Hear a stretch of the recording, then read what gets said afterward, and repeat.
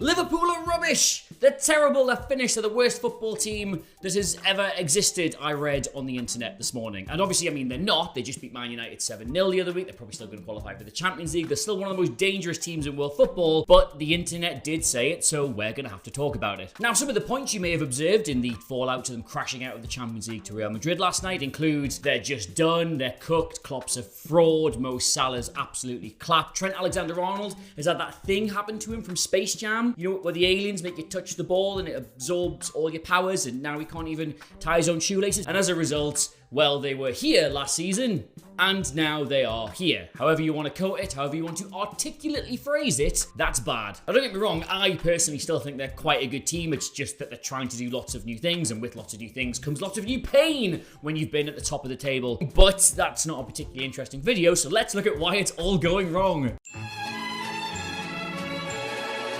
Because you see, the great football teams, they have identities. There is something about them that immediately comes to mind when you think of that team. Like Guardiola's Barcelona, you think about tiki-taka and passing and not being able to get the ball off them. Mourinho's Chelsea, you think, oh, what a pack of bastards they were. Tony Pulis' Stoke, you think of Rory Delap's Little Towel. There's just iconic things that come with iconic teams. And what was it for Klopp's Liverpool? They used to literally say it themselves. It was intensity. Intensity is our identity. The greatest playmaker is a high press. You used to think about them floating the ball, winning it back. As soon as you lost it in the final third, they were all over you. They could not be beaten for energy or effort or desire. And I don't know if you noticed over those two legs of Real Madrid, but those are not words you would use to describe this current Liverpool team. And I shall illustrate. This is the first goal they conceded against Real Madrid. You're 2-0 up in the tie, and you're okay there. You're relatively well set. You've got your players back. There's a nice shape here. Jordan Henderson's pressing the ball. You're pretty much okay. Except no, you're not, because not 4 seconds later, you've allowed Vinicius Jr. to just walk into the box without having to ride or face a single tackle. He gets his shot away. The best they can try and do is sort of block it, and lo and behold, you've now lost half your lead. Now, I know you're thinking the second goal was a bit of a freak. Alisson just kicked it off Vinicius and it looped in. There's nothing you can do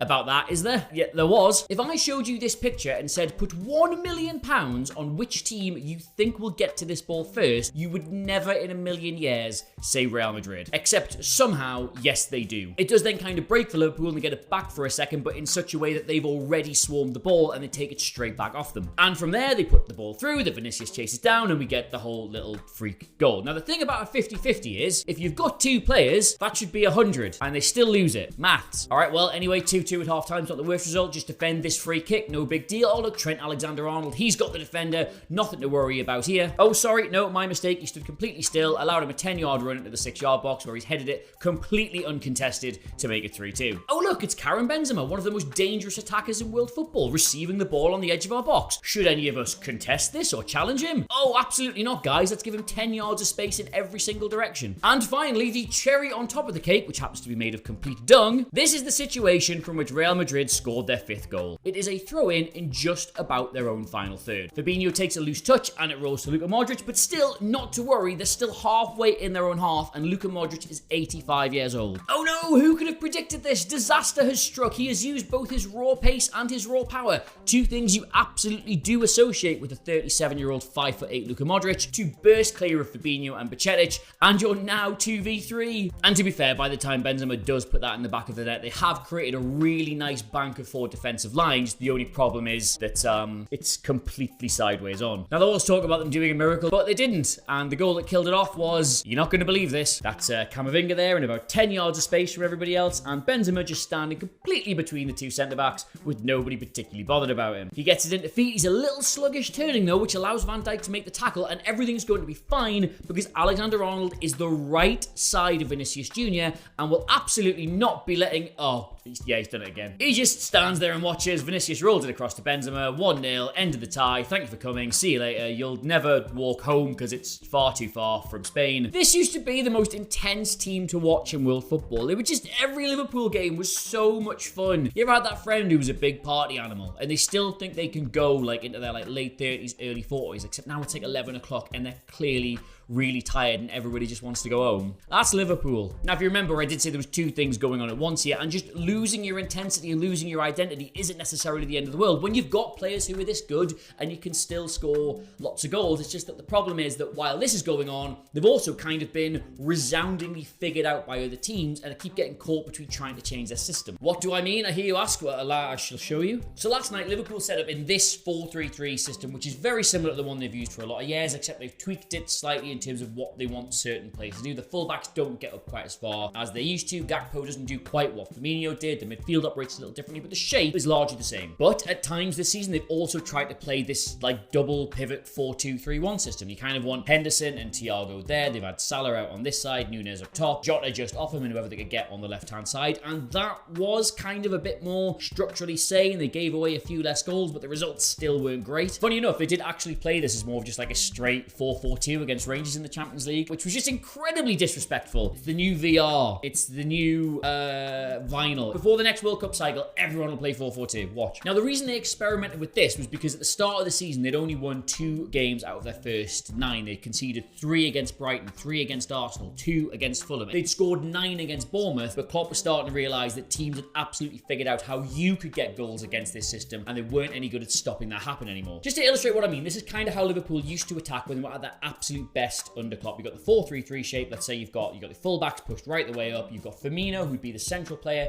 He would drop deep to try and pull a central defender out of position to allow Salah to get in on that side, or try and pull this defender out to get that attacker in on that side. Why Salah gets so many goals, or used to, from this exact position here because of the space vacated by the false 9. Now, because these two were coming in field, that left loads of space for the fullbacks. Alexander-Arnold used to like to get around this kind of area, would tend not to overlap if possible. He would like to stay there so he can put balls into the attackers, and Andy Robertson would love getting on the overlap, would very rarely come inside, but occasionally would, because again, Trent Alexander-Arnold can put, where's the ball, a great cross into Salah, into Firmino, into anybody coming in from the midfield, and occasionally into Robertson coming in at the back post. They got loads of goals doing that as well, and it worked really well. But the thing is, you can already see how to get at this system. It's not like a clever trick to try and beat it. You've got all this space here, and you've got all this space here in behind the fullbacks, and you've got the entire of Liverpool's half pretty much to try and play in. So teams would always try and hit these spaces. Like, look, you could park the moon itself in the gaps Liverpool leave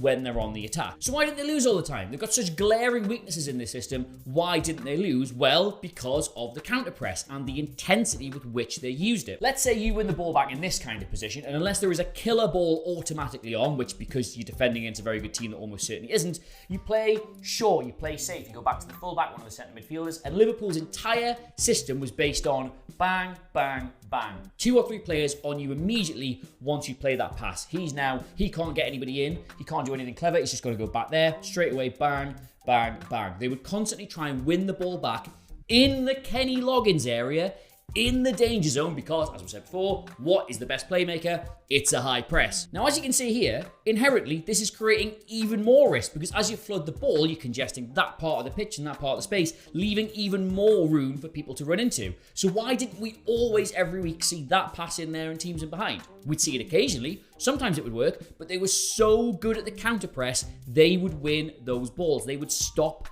that happening. Klopp's even said it himself this season. Like, initially when things weren't going right, they were conceding all these goals. Nothing had really changed. It's just they were winning those tackles. They were winning those duels. They were stopping this exact thing happening. And now, for whatever reason, they're just not. But the reason is, and I'm sorry to say it, it's this area of the pitch here. It's their 3 centre midfielders, the age of them, the various skill sets they've got, the fact they've got young players coming through who just aren't quite at that elite level yet. They've got really good players who are now aging past their peak. They've had really bad injuries, etc. And the other players, like your Thiagos, for example, they do some of the jobs required in that area really well, and then others not at all. Like, to be a centre midfielder in that system, you have to be like tactically flexible, because as the spaces open up, your job is to recognise that the gap is there and cover over. You've also got to be able to see the odd chance to get into space, etc. You've got to be physically very fit, because you're expected to win the ball back in this area as much as you're expected to be on the edge of your own box contesting it. You've got to be good in the tackle. You've got to be able to win it back. You've got to be able to intercept the ball. You've got to be able to play excellent little passes, because the way this works with a great team, and it won't with a good team, is, look, they're trying to break, but you've flooded the ball, you've won it back,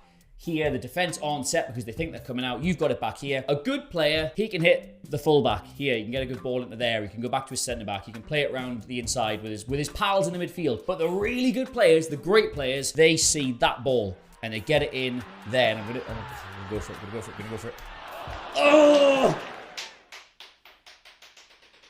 One day, like, Fabinho at the height of his powers was excellent at this. Jorginho Wijnaldum was arguably the best player in the world at doing this. Jordan Henderson maybe lacked a little bit on the technical side, but more than made up for it with his athleticism and his positional sense and his on-the-pitch intelligence. Milner, great to come in as well. Naby Keita showed glimpses of it, but now they just can't get a consistent, solid three of players at that level. Harvey Elliott and Curtis Jones may well be those players eventually, but they're just not there yet. And Thiago, as I've said, one of the best passers in the world. His intelligence is amazing, but he's not going to steamroll it into a counter press. He's not going to get over and cover into those positions. That's not really his game. I've been racking my brains though, trying to work out who they could possibly buy to fix this in an instant, but it's just nothing's coming to mind. So this season, when they were doing all this, teams do then get that ball away and all of a sudden they're in behind, and the centre backs get horrendously split trying to cover for the other defenders, and all of a sudden they're clean through, etc, etc. It was just creating a lot more chances, which is why they've messed around with the system. And it did sort of work after they changed the system. They won 6 out of their next 8. That was a good run, but they didn't really keep any clean sheets in the process. It was all like 2-1s and 3-1s. And then they didn't win for 4 games. They got beat 3-0 off Brighton, 3-0 off Wolves, so they went back to this 4-3-3. But as a mid-block, which, just in case you don't know, this is a mid-block. The opponent can do whatever it wants with the ball in its own half. You will not bother them. You will not chase them down. But the second somebody comes into your half,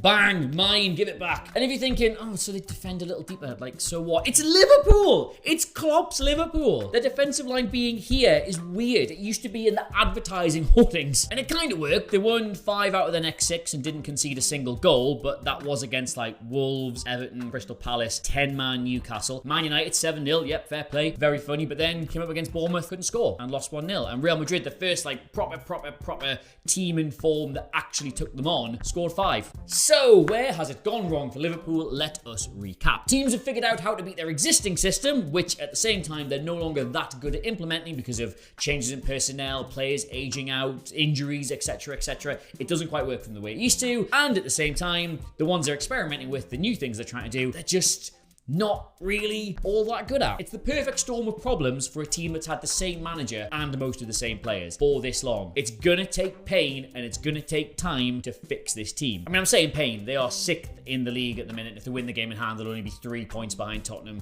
in 4. So it's not that bad. When you've had so much success for so long, it probably sucks if you're a Liverpool fan. Oh well, that's my opinion. I'm sure you've got one of your own, so get it in the comments below. Should Klopp leave? Do they need to go buy an elite midfielder? Whatever you want. It's all gravy. Get me on Twitter as well at Adam Cleary, Clery. I would dearly love to hear from you. 442 on the entire content spectrum at 442. And until next time, which will be dead soon because this is what I do for a living now, I'll see you soon. Goodbye. And that's it. That's the video. Thank you so very much for watching and making it all the way till the end. Somebody's keen. While you're here, please do consider subscribing to the 442 YouTube channel. We've got loads of awesome football content dropping all through the week, as well as an amazing library of documentaries, player interviews, and performance guides as well. Until next time, though, thank you once again for watching. I do hope you enjoyed yourself, and I'll see you soon. Goodbye.